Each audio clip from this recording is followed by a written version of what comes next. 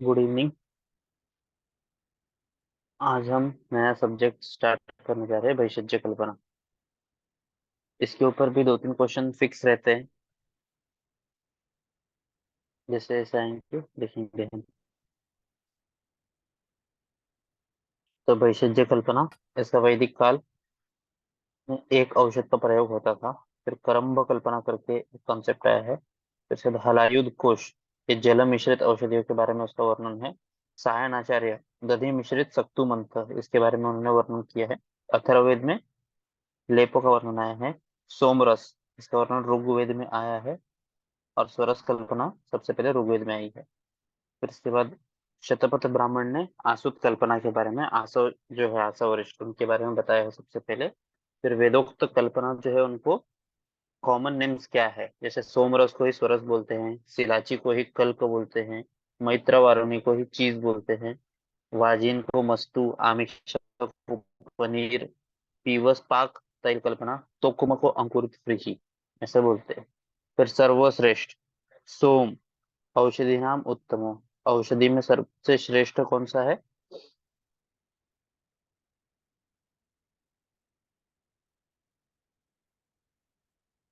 औषधि में सबसे श्रेष्ठ कौन सा है? सोम। और तलाशा वृक्षाणाम उत्तम, वृक्ष में सबसे उत्तम किसको बोलते हैं? तलाशा को। और औषधि में सबसे उत्तम कौन है? सोम। औषधांचे अधिपति, औषध का अधिपति कौन है? चंद्रमा। संहिता काल में चरक, सुश्रुत, वाग्भट, पाणिनि, इन इन लोगों ने संहिता काल में किस किस कल्पना के बारे में बताया है, वहां पे वर्णन है अभी। कि चरक संहिता में चरक सूत्र 4 में पंचवेद कषाय कल्पना ये शब्द पहली बार आया है। उसमें स्वरस, कल्प, श्रुत मतलब क्वात, चित और फांट, यथापूर्वम बलाधिक्य, यथापूर्व मतलब पीछे से आगे की तरफ, मतलब फांट जो है वो सबसे कम बल वाला है, उसके बाद शीत, उसके बाद श्रुत, उसके बाद कल्प, उसके बाद स्वरस, ये गुरुता के बारे में बोला इधर। ठीक है, तो अभी अगर ऐसा क्वेश्चन आ गया कि कल्क, श्रुत, शीत और फांट में सबसे गुरु कल्पना कौन सी है, या ऐसा ऑप्शन आ गया कि सबसे गुरु कल्पना कौन सी है, ऑप्शन आ जाएगा कल्क, श्रुत, शीत और डी नन ऑफ दिस। तो वहां पे हमको नन ऑफ दिस नहीं करना है, हमको वहां पे कल्क करना है। क्यों? क्योंकि जो दिया रहेगा उसमें सबसे गुरु अगर स्वरस में ऑप्शन रहेगा तो स्वरस है, नहीं तो फिर उसके बाद कल्क, श्रुत, शीत और फांट। फिर उसके बाद चरक चिकित्सा एक के अंदर भल्लातक रसायन, उसके 10 योग आए हैं। चरक कल्प स्थान में वमन विरेचन के कल्प आए हैं। फिर सुश्रुत के अंदर सुश्रुत सूत्र 44 विरेचन द्रव्य विज्ञान जो है उसमें षड्विध कषाय कल्पना, सुश्रुत ने, चरक ने पंचविध बोला है, सुश्रुत ने षड्विध कषाय कल्पना बोला है। सुश्रुत ने एक 5 और प्लस शीर कल्पना के बारे में बोला है। ये अच्छे से याद रखो कि शीर कल्पना किसने बोला है? सुश्रुत ने बोला है। और कितने बोले? षड्विध कषाय कल्पना, चरक ने 5 ही बोले, पंचविध कषाय कल्पना। कोष्ठ अधिकार के अंदर मंथ, अरिष्ट, आसव, स्मृति, चूर्ण क्रिया का वर्णन आया है। सुश्रुत चिकित्सा 11 में मशीन, घृत, तेल, लेप, वर्ती, क्षार कल्पना के बारे में आया है। फिर पाणिनि, पाणिनि ने कषाय और अभिशव शब्द का प्रयोग सबसे पहले किया है। उसके बाद मध्य, मैरेय, कापी, शायन, इन सब का पाणिनि ने सबसे पहले वर्णन किया है। फिर इसके बाद महावग्ग जो है, तो इस इन्होंने क्या बोला है कि जीवक जीवक जो थे उन्होंने बुद्ध को श्रेय विरेचन मतलब प्रदमन नस्ल दिया है। फिर कौटिल्य अर्थशास्त्र के अंदर सुरा के 6 प्रकार आते हैं। विष प्रतिकारर्थ, तेजनोदक कल्पना बताई है। अष्टांग संग्रह के अंदर पंचवेद कषाय कल्पना है, उसमें भी निर्यास, कल्क, निर्यूह, शीत और फांट। निर्यास बोला है उन्होंने, निर्यास और निर्यूह बोला है, कल्क, शीत, फांट बोला है। काश्यप ने सप्तविध कषाय कल्पना बोली है। पंचविध कषाय कल्पना चरक, षड्विध कषाय कल्पना सुश्रुत और सप्तविध कषाय कल्पना काश्यप। उन्होंने चूर्ण और अभिशव ये एक्स्ट्रा बोला है। चूर्ण कल्पना का प्रथम उल्लेख काश्यप ने किया है। संग्रह काल और मध्यकाल में जो चक्रदत्त और शारंगधर थे, तो चक्रदत्त ने परपटी का प्रथम उल्लेख किया है 11वें शतक में, शारंगधर 13वें शतक के थे, और मध्यम खंड में वैशज्य कल्पना पूरा मध्यम खंड में एक्सप्लेन किया है। आधुनिक काल के अंदर ये सब ग्रंथ आए हैं, बृहत योग रत्नाकर, योग रत्नाकर, सिद्ध योग संग्रह, वैशज्य रत्नावली, भारत वैशज्य रत्नाकर। फिर औषधि कल्पना की संख्या, ये जाने दो अभी। फिर नेक्स्ट आधारभूत सिद्धांत, औषधि गुण में क्या क्या है? वाग्भट क्या बोलते हैं? बहुकल्पम बहुगुणम संपन्नम योग्य औषधम बहुता तत्र योग्यत्वम अनेक विधि कल्पना संपन्नम चतुष्को एवं द्रव्याणाम गुण उच्चते, ये चरक ने बोला। ठीक है, चरक सूत्र कहाँ पे बोला है? 9वें चैप्टर में डाक चतुष्पाद में बोला है। फिर नीचे ब्लू पेन से लिखा है, देखो कि अथर्ववेद में सबसे श्रेष्ठ औषध कौन सा है? सोम। औषधि का राजा कौन है? सोम। औषधि की रानी कौन है? तलाशा। औषधों के अधिपति कौन है? चंद्र। वनस्पतियों का मूल समुद्र। वनस्पति की माता पृथ्वी। वनस्पति के पिता अंतरिक्ष। तो वनस्पति को याद रखो, माता मतलब नीचे मतलब पृथ्वी, और ऊपर पिता मतलब ऊपर वाले मतलब अंतरिक्ष, और मूल समुद्र के बीच में है। ठीक है। फिर निर्मित द्रव्य गुण, अल्प मात्रम, मतलब ये हमारा ये औषध कैसा होना चाहिए उसके बारे में बोला है कि अल्प मात्रा, महावेगम, बहुदोष हरम सुखम, लघु पाकम सुख स्वादम, प्रीणनम व्याधिनाशनम, अधिकारी च व्यापत्तो नातिग्रानिकरम चेत दोषोपेतम विद्यात मात्रावत औषध। मात्रावत औषध, उसका रेफरेंस कहाँ पे आया है? चरक सिद्धि 6 में आया है, कॉमन विरेचन सिद्धि चैप्टर का नाम। ठीक है। अब इसका अर्थ समझने का कुछ मतलब नहीं है, सिर्फ रेफरेंस याद रखो, चरक सिद्धि स्थान 6 में आया है, मात्रावत औषध का रेफरेंस। फिर उसके बाद मात्रा कालाश्रय युक्ति सिद्धि युक्त प्रतिष्ठिता तिष्ठि ऊपर युक्ति द्रव्य नान होता सदा, चरक सूत्र 2 में आया है कि जो वैद्य युक्ति अपनी युक्ति से द्रव्य का अलग अलग योजना और अलग कल्पना करके उसको यूज कर सकता है। अभी पेशेंट आया है मेरे पास, उसको अम्ल पित्त ही है, लेकिन मैं एक ही दवाई को अलग अलग मतलब कभी चूर्ण फॉर्म में यूज करूंगा अगर द्रव पित्त है, एसिडिटी हो रहा होगा, द्रव गुण से बड़ा होगा तो। अगर द्रव गुण अम्ल उद्गार वगैरह ये सब खट्टा पानी मुंह में आ रहा होगा, तो वहां पे चूर्ण वगैरह का यूज करेंगे, वटिका चूर्ण का यूज करेंगे। लेकिन अगर उष्ण गुण से बड़ा हुआ है, तो वहां पे हम जो लिक्विड है वो सब यूज कर सकते हैं, स्वरस हिम फांट ये सब कल्पना यूज कर सकते हैं। तो युक्तिज्ञ, जो युक्ति लगा के जो वैद्य काम करता है, वो ज्यादा श्रेष्ठ वैद्य है। फिर कषाय की योनि 5 है लवण व्यतिरिक्त। जो पंचवेद कषाय कल्पना हमने देखे, उनकी योनि 5 है लवण छोड़ के, षड्रस में से लवण छोड़ के। फिर अनुक्त, ये क्वेश्चन आ जाता है बहुत बार, सिंपल है कि अगर अनुक्त मतलब अगर हमने बोला है काल, तो स्पेसिफाई नहीं किया होगा तो क्या लेना है हमको, क्या समझना है उसके बारे में बोला है। अनुक्त काल कौन सा है? प्रभात काल। अगर मैंने बोला कि ये दवा जाके खा लो और पेशेंट पूछना भूल गया कब खाना है, तो इसका इन सामान्य अर्थ क्या लेना है कि सुबह सुबह प्रभात काल में खाना है। अंग, ग्राह्य अंग, प्रयोज्य अंग, क्या अगर बोला नहीं होगा तो हमें उसका मूल यूज करना है। अगर भाग, तो समान भाग, किसी दवा में किसी औषधि के बारे में बताया नहीं होगा ये कितना इसका मात्रा लेना है, तो उसको समान भाग में लेना है। पात्र, मृत पात्र, द्रव, जल, तेल, तिल तेल, औषध पुनरुच्चार। अगर एक ही औषध हम देखते हैं बहुत बार कि जब कंटेंट्स पढ़ते हैं तो एक ही औषध 2 बार आता है कभी कभी, तो इसका मतलब उसको द्विगुण मात्रा में लेना है। उसकी पुनरुक्ति हुई है या गलती से आ गया है ऐसा नहीं समझना है, उसको दो डबल मात्रा में लेना है। फिर चूर्ण, लेह, आसव, इन सब के अंदर श्वेत चंदन का यूज होता है, और रक्त चंदन का यूज कषाय और लेप बनाने के लिए होता है। उत्पल बोला रहेगा तो उसमें नील उत्पल, नील कमल, नील कमल ऐसे बोलते हैं ना, उत्पल मतलब कमल, तो नील कमल ऐसे याद रखो। सरसप बोला रहेगा तो श्वेत सरसप मतलब सिद्धार्थक बोलते हैं उसको। फिर सविरेत अवधि, इसके ऊपर भी बहुत बार क्वेश्चन आता है। तत्काल यूज कौन से करने हैं हमको? उपनाह, पांट, मंड और बस्ती। 4 से 6 घंटों के अंदर स्वरस और हिम, इसको यूज करना है हमको। फिर उसके बाद एक दिन के अंदर कल्क, क्वाथ, तक्र, शिरपाक, खड़, दधी, कुर्चिका, पानक, मंथर, पेया, मांसरस, यवागु, यूष, लेप, लाक्षारस। 2 मास के अंदर चूर्ण, ये ध्यान से याद रखो, चूर्ण 2 मास। 4 से 6 मास के अंदर क्षार सूत्र, 6 मास अम्ल संधान, 1 वर्ष के अंदर तद्रुप औषध। रॉ मटेरियल, गुटिका, लेह, लघु पाकी औषध, स्नेह सिद्ध, गुड़पाक, अंजन, अर्क, रसक्रिया, घनसत्व, मशी, लवण कल्प और वर्ती। फिर नेक्स्ट 16 मास घृत तैल षोडशे, घृत तैल तो षोडशे। 1 से 5 वर्ष तक क्षार, और ये पुराने जितने हुए वो सब अच्छे, क्या क्या? आसव, धातुओं के भस्म और रस, ये जितने पुराने उतने अच्छे। फिर परिभाषा, इसके ऊपर भी क्वेश्चन आ सकता है। धर्मांतरी निघंटु ने मिश्रक गण के बारे में बोला है, शालिग्राम निघंटु ने उनको ही सांख्यायिकी गण ऐसा नाम दिया है। फिर इसका त्रिफला मतलब भाव प्रकाश ने हरित की, विविध की, आमल की समभाग में लेने के लिए बोला है। और कैदेव निघंटु और शारंदर ने बोला है हरित की, विविध की, आमल की 1, 2, 4। तो जब HbA लिखा है देखो लेफ्ट साइड में ट्रिक, तो तुमको अगर पता होगा कि हीमोग्लोबिन के कितने टाइप्स है? 2 टाइप्स है। एक एडल्ट और एक फीटल। तो HBA ऐसे याद रखो, H मतलब हरित की, B मतलब विविध की, A मतलब आमल की। 1 2 का 4, 1 2 4 शारंगर ने बोला है, और भाव प्रकाश ने समभाग बोला है। उसके बाद राइट साइड में उसका प्रयोग दिया है कि त्रिफला ज्वरहर है, विरेचनोपक महाकषाय है, चक्षुष्या है।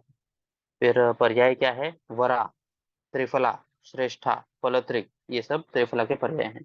फिर त्रिकटु, सुंठ मेरे पिप्पली, पर्याय कटुत्रिक, त्रयो उषण, व्योष, ये अच्छे से ध्यान में रखो। फिर चतुरूषण, त्रिकटु में ही जब पिपली मूल मिल जाता है तो चतुरूषण। त्रिजात तो अकेला पत्रक, पर्याय त्रिसुगंधी, त्रिवर्णक, त्वक, एला, पत्रक, तीनों में सुगंध रहता है इसलिए त्रिसुगंधी और त्रिवर्णक बोलते हैं। चातुर्जात, जब उसमें नागकेशर मिल जाता है तो चातुर्जात। कटु चातुर्जात, कटु चातुर्जात मतलब त्रिजात तो है ही मरीच, तो कटु चातुर्जात। पंच सुगंधी, पंकोल, पुगफल, लवंग पुष्प, जातिफल, कपूर, ये पंच सुगंधी है। और समत्रिक, हरित की गुड़ शुंठी, समभाग में लिया तो इसको त्रिसम या समत्रिक बोलते हैं, हरित की गुड़ और शुंठी। फिर उसके बाद लवण त्रय, सेंधो सवर्चल, बीड़। लवण त्रय, लवण पंचक, तो पांचों लवण आ जाएंगे, सेंधो सवर्चल बीड़, औद्भिद सामुद्रम। लवण षटक, औद्भिद की जगह पे पांशु और रोमक लेना है। त्रिमद, विडंग मुस्ता चित्रक, त्रिमद, विडंग मुस्ता चित्रक। मधुर त्रय, घृत गुड़ माक्षिक संभाग में। त्रिकार्षिक, शुंठ अतिविषा मुस्ता, त्रिकार्षिक, शुंठ अतिविषा मुस्ता, यही जो गृहिणी में आम पाचक वटी है इसी का बनता है, तो इसको ध्यान में रखो।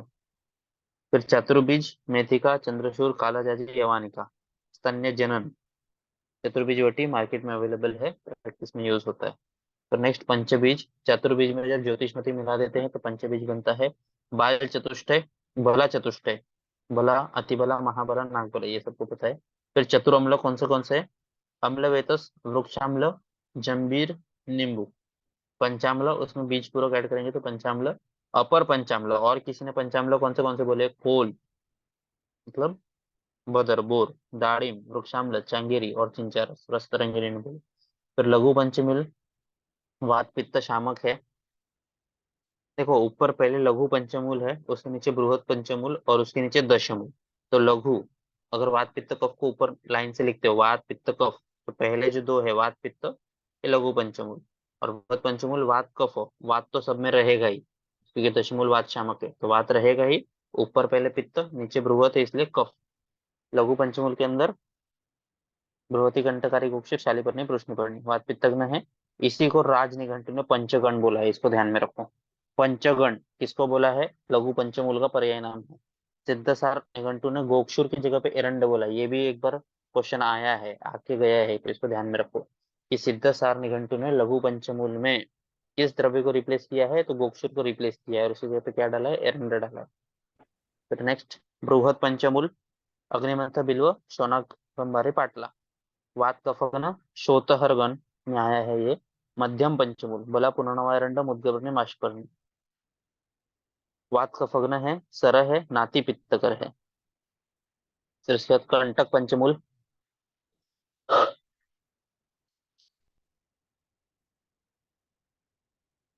कंटक पंचमूल के अंदर करमर्द, गोक्षुर, सैरक, शतावरी, रुद्र नखी, जो भी कांटे वाले हैं वो सब आए हैं। वैशज रत्नावली ने रुद्र नखी की जगह पे कंटकारी बोला है। वल्ली पंचमूल, जो क्लाइंबर्स है वो सब। तो विदारी, सारीवा, रजनी, गुड़ची, अजय, श्रृंगी, ऐसे ही बार बार बोलना है फास्ट। विदारी, सारीवा, रजनी, गुड़ची, अजय, श्रृंगी। विदारी, सरिव, रजनी, गुड़ची, अजय, श्रृंगी, वल्ली पंचमूल। तृण पंचमूल, कुश, वाश्य, दर्भ, नल, पांडिक्षु। पित्तगण है, मूत्रल है, पंचतिक्त, गुड़ची, निम्बवासा, कंटकारी, पटोल।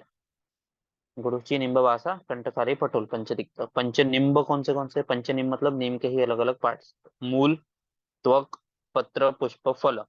एक नीम के पेड़ को इमेजिन करो तो सबसे ऊपर क्या दिखता है, पत्ती दिखती है बहुत सारी, उसके अंदर उसका फल दिखता है, उसके बाद पुष्प दिखते हैं कभी कभी, उसके नीचे त्वक और मूल।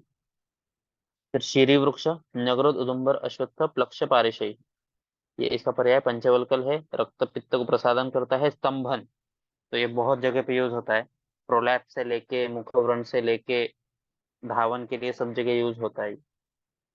योग रत्नाकर ने पारिशय जगह पे वेतस बोला है। पंच पल्लव, यही जो पेड़ थे आम्र जम्बू कपित्थ बिल्व बीज पूरक ही, ये पंच पल्लव, इनके जो पत्ते रहते हैं उनका यूज करते हैं, ये गंध कर्म के लिए। और छर्दिग्न है ये सब। फिर इसके बाद पंचभृंग, देवदाली, शमी, भृंगी, निर्गुंडी, शमक, स्नान पान के लिए हम लोग इसका यूज कर सकते हैं।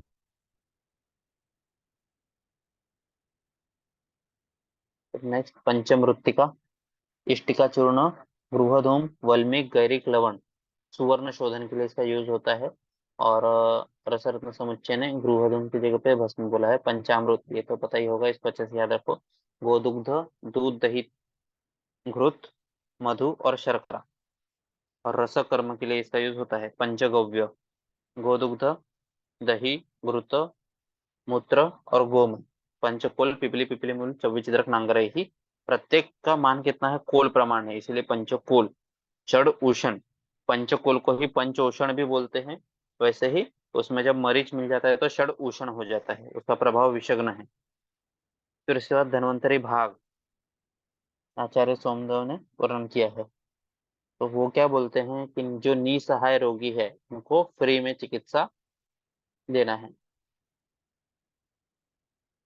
रसरत्न समुच्चय, सिद्ध औषधि रहेगा तो आधा भाग फ्री देना है, तेल ग्रुप ले रहेगा तो 1/8 भाग, और लोह चूर्णवटी रहेगा तो 1/7 भाग फ्री में देना है। रस तरंगिनी क्या बोलते हैं? सिद्ध रस घृत तेल डायरेक्ट आधा दे दो। घृत धातु जो है वो 1/4, लेह 1/8, चूर्ण 1/7। रुद्र भाग, वैद्यास विक्रेत्याकडून औषधावर सूट, मतलब हम लोग जब दवाई मंगाते हैं तो हमें कितना छूट मिलना चाहिए? तो 1/11 इतना मिलना चाहिए, ये कुछ काम का नहीं है। फिर मान परिभाषा, इसके ऊपर बहुत सारे क्वेश्चन आते हैं। तो आयुर्वेद उक्त मान कितने हैं? दो ही है, मागध और कलिंग। मागध जो है वो श्रेष्ठ है। श्रेष्ठ मान कौन सा है? मागध। चरक संहिता में वर्णन किया है। किसके लिए बोला है? वो शुष्क द्रव्य के लिए बोला है। मध्य कोष्ठ,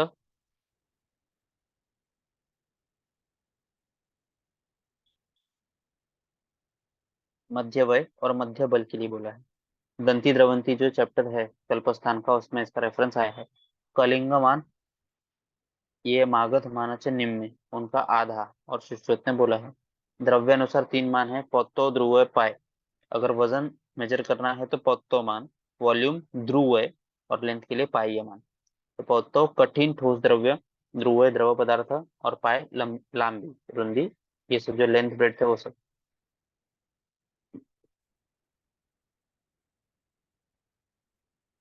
फिर यहाँ पे उसके नीचे जो लिखा है मान का प्रारंभ, ये अलग अलग संहिता के हिसाब से न्यूनतम सबसे छोटा यूनिट कौन सा है? चरक के अंदर वंशी या ध्वंशी, ऐसा बोला है। तो उसके बाद सुश्रुत ने धान्यमाश सबसे छोटा यूनिट, रस आर्नो ने त्रुटि, शारंगधर ने परमाणु बोला है, और गौरव सरसब बोला है, रस समुच्चय ने अणु बोला है, अणु से शुरुआत की है। फिर उसके बाद ध्रुवयमान, एक बिंदु मतलब कितना? कि प्रदेशिनी अंगुली के दो पर्व जब द्रव पदार्थ में डुबाएंगे तो जितना ड्रॉप्स गिरेगा उसको एक बिंदु बोलते हैं। 8 बिंदु मतलब एक शांत, 32 बिंदु मतलब एक शुक्ति, और 64 बिंदु मतलब एक पानी शुक्ति। ये सब अच्छे से याद करना पड़ेगा। फिर शारंगर के हिसाब से द्रव पदार्थ मापनार्थ कुड़ो, 4 × 4 × 4 अंगुल। पाह्यमान, एक अंगुल मतलब 8 यव रहता है, 12 अंगुल मतलब एक वितस्ती। अभी भी हम लोग 12 इंच मतलब 1 फुट बोलते ही है। 22 अंगुल मतलब एक रत्न, 24 अंगुल मतलब एक हस्त, 4 हस्त मतलब एक व्याम, और 30 अंगुल या 1 1/4 हस्त मतलब एक नृप हस्त, राजहस्त। अभी टाइम नहीं है, तो इसका ट्रिक एक छोटा सा बनाया था, पर वो मेरे लिए ही था, तुमको समझाना डिफिकल्ट रहेगा। फिर पौत्तोमान, जो कठिन पदार्थ के लिए यूज होता है वो कलिंगमान। 12 मध्यम धान्यमाश, एक सुवर्णमाश, 16 सुवर्णमाश, एक सुवर्ण। इसको जाने दो, अभी इसको पढ़ लो। ये सब,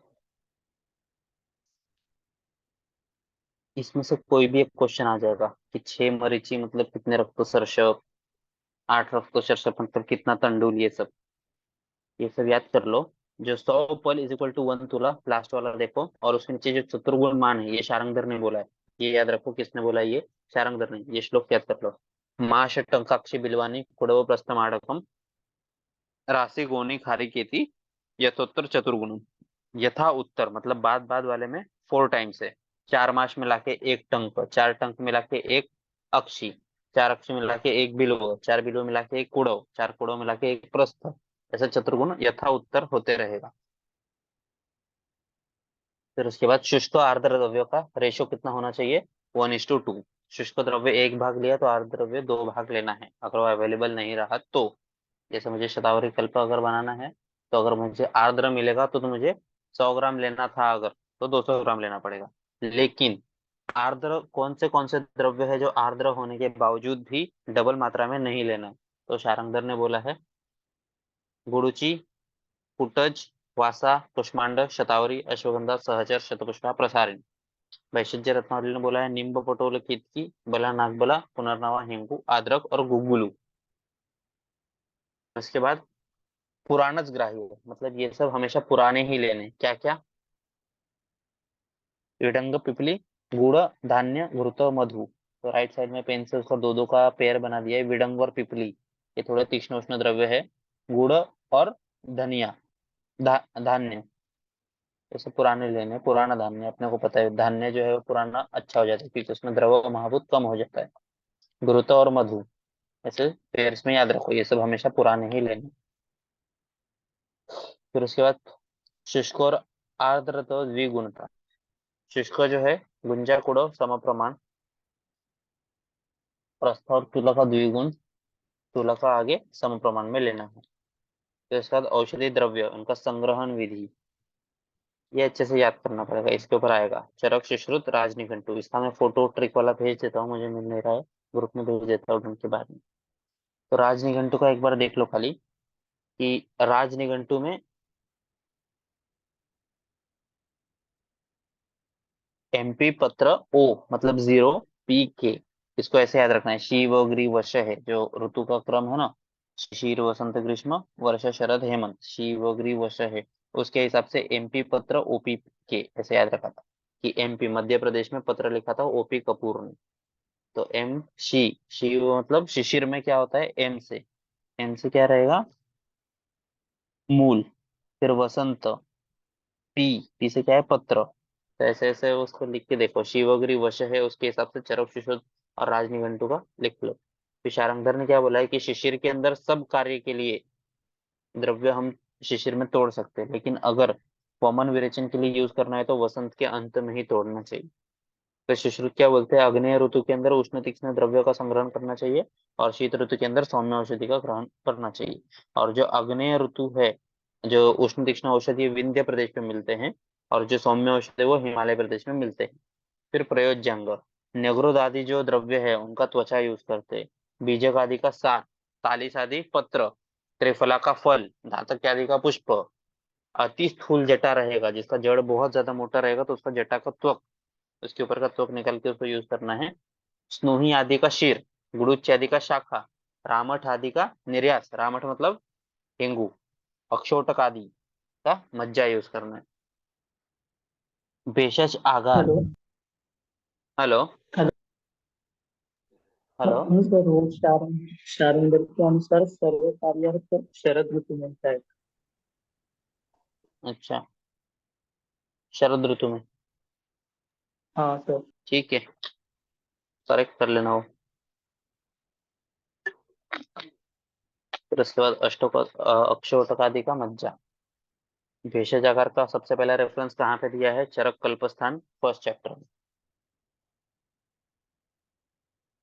फिर उसके बाद अगर किसी वृक्ष का या प्लांट का मूल सूक्ष्म रहेगा तो उसका पंचांग यूज करना है। फल हमेशा पक्व लेना है, एक्सेप्ट आम, बिल्व फल, इसको कच्चा लेना है। और जो शुष्क है वो द्राक्ष और हरितकी। पत्र शाक आर्द्र ही लेने हैं एक्सेप्ट मूलक।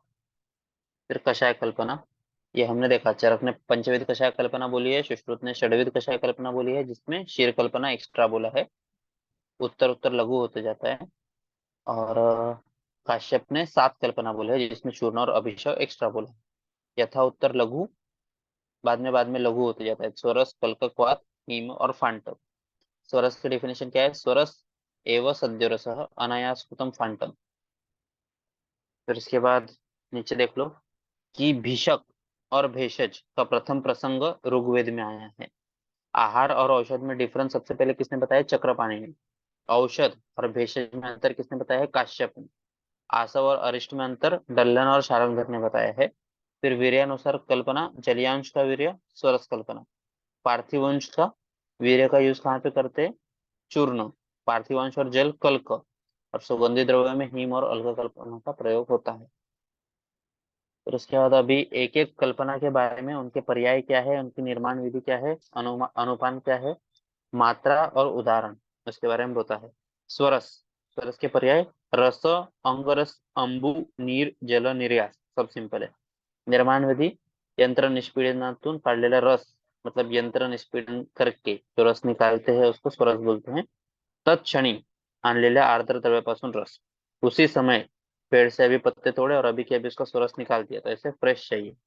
पर्यायी पद्धति क्या है? कि चूर्ण लेना है, समभाग जल लेना है, अहोरात्र भिगा के रखना है और इसे स्वरस ले सकते हैं। या दूसरी पद्धति क्या है?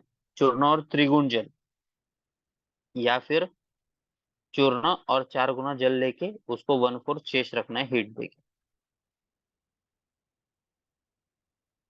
इसका क्वेश्चन से कुछ संबंध नहीं है। फिर अनुपान क्या है उसमें? मधु, शर्करा, गुड़, क्षार, जीरक, लवण, घृत, तेल, चूर्ण सब एक कुल में ले सकते हैं। मात्रा अर्धा पल या 2 तोला।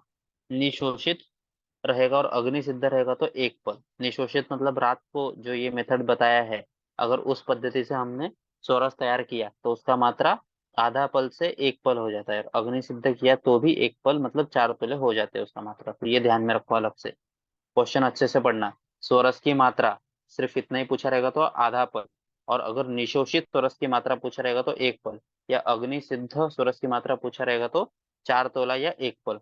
उदाहरण क्या दिया इधर कि द्रोण पुष्पी तुलसी विषम ज्वर के अंदर गुड़ची का हम लोग यूज कर सकते हैं। विषम ज्वर के अंदर तुलसी या द्रोण पुष्पी सरस का यूज होता है। गुड़ची प्रमेह और कामला में यूज होता है। आर्द्रक सरस शोथ के अंदर, गुणार्द्रक योग अगर सुना होगा तो शोथ में आया है वो।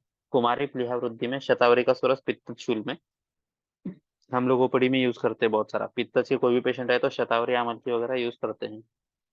कुष्मांड कोद्रव मद में, और मुंडी सूर्यावर्त, ये बहुत अच्छा द्रव्य है गोरख मुंडी, ये सूर्यावर्त में यूज होता है अर्धा भेदक में।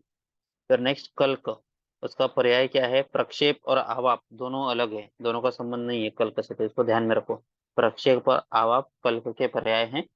आर्द्र द्रव्य को जब हम पत्थर के ऊपर ये करते रगड़ते हैं तो जो बनता है वो कल्क। और सजल शुष्क द्रव्य, जो शुष्क द्रव्य है उसमें थोड़ा सा पानी डाल के उसको जब कूटते हैं तो कल्क बनता है। उसमें अनुपान क्या है? सीता और गुड़ रहेगा तो समभाग, मधु, घृत, तेल द्विगुण लेना है और द्रव पदार्थ 4 गुण लेना है। मात्रा कितना है? 1 कर्ष। अपमार्ग बीज रक्तार्श में यूज होता है। रसोन कल्क विषम ज्वर में या वात रोग में। शुंठी कल्क आम वात के अंदर। लाक्षा कल्क उरक्ष के अंदर। महानिंब घृद्रसी और विष्णु क्रांता परिणाम शूल के अंदर। तंडुलीय रक्त प्रदर के अंदर यूज होता है। फिर इसके बाद क्वाथ, क्वाथ को ही श्रुत, कषाय, निर्यूह, निर्व्यूह, ये अच्छा है, ये सिंपल है। फिर वन्नो तो क्वथितम द्रव्य, वन्नी के हिसाब, वन्नी के हेल्प से जिसको क्वाथ बनाते हैं उसको क्वाथ बोलते हैं। द्रव्य लेना है 16 टाइम्स और उसको हीट करके 1/8 अवशेष रखना है। जल प्रमाण मृदु द्रव्य रहेगा, इसको अच्छे से याद रखो। अगर द्रव्य मृदु है तो चतुर्गुण जल, अगर मध्यम द्रव्य है तो अष्टगुण, और कठिन रहेगा तो डबल डबल डबल, पहले 4, फिर 8, फिर षोडश। मृदु मतलब उसमें पहले से पानी ज्यादा है तो एक्स्ट्रा अलग ज्यादा पानी लेने की जरूरत नहीं है, इसीलिए 4 पट पानी। मध्यम रहेगा तो अष्ट, और कठिन रहेगा तो षोडश गुण। ठीक है। फिर इसके बाद नीचे नीचे आओगे तो क्वाथ के 7 प्रकार है, ये अच्छे से याद रखो। क्वाथ के कितने प्रकार है? 7। पाचन, दीपन, शोधन, शमन, तर्पण, क्लेदन, शोषण। ठीक है। दीपन, पाचन, शोधन, शमन, क्लेदन, शोषण, बचा हुआ तर्पण। जो पाचन शोधन है उसको 1/4 अवशिष्ट रखना है और बाकी सबको 1/8 अवशिष्ट रखना है।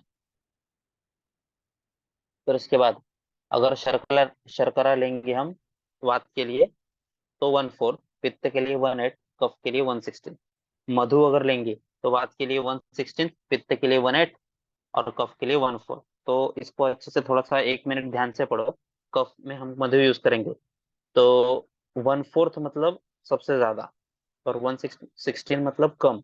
तो कफ में मधु का प्रमाण 1/4 रहेगा, और शर्करा जब देखेंगे तो कफ में 1/16 वो रहेगा। तो एक ही कोई भी याद करो और बाकी सबको 1/16 का आधा 1/8 और उसका आधा 1/4, ऐसे ऐसे याद रख लो। मात्रा कितना है उसका? 2 पल, 8 तोला। मध्य मात्रा 1 पल, यादव जी त्रिकम जी ने बोला है। जैसे रातना रासना सप्तक वात, वात रोग में यूज होता है। जंगा कटिग्रह के अंदर यूज होता है। फिर इसके बाद पूर्णनवा अष्टक, ये पांडु में, उदर में, शोथ में यूज होता है। परपटक पित्त ज्वर में यूज होता है। फिर हिम कल्पना,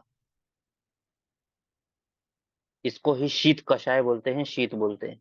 प्रतप्ते निशि संस्थित, मतलब रात को रात भर डुबा के रखना है पानी में अहोरात्र। इसमें 6 पट जल लगता है, ये अच्छे से याद रखो। क्वाथ के अंदर 16 टाइम्स, हिम के अंदर 6 टाइम, और फांट के अंदर 4 टाइम। यादव जी त्रिकम जी 3 भाग जल लेने के लिए बोलते हैं।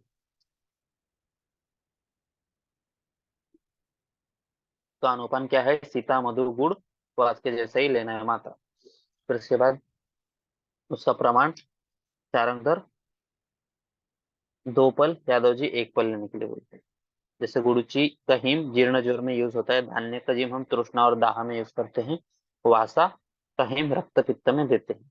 फिर साथ फांटव, उसको चूर्ण द्रव, ये अलग है, इसको याद रखो। चूर्ण द्रव मतलब फांटव।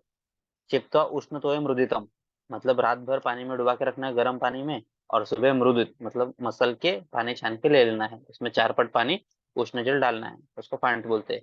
सीधा मधु गुड़ क्वाथ के जैसा ही इसका सेम मात्रा है, और मात्रा इसका 2 पल है। फिर अग्रादि फांट ज्वर के अंदर, तृष्णा वमन के अंदर, कुटज फांट दीपन पाचन वमन अतिसार नाशन है। सुदर्शन फांट सर्व ज्वर के अंदर। आज हम यहीं पे रुकते हैं।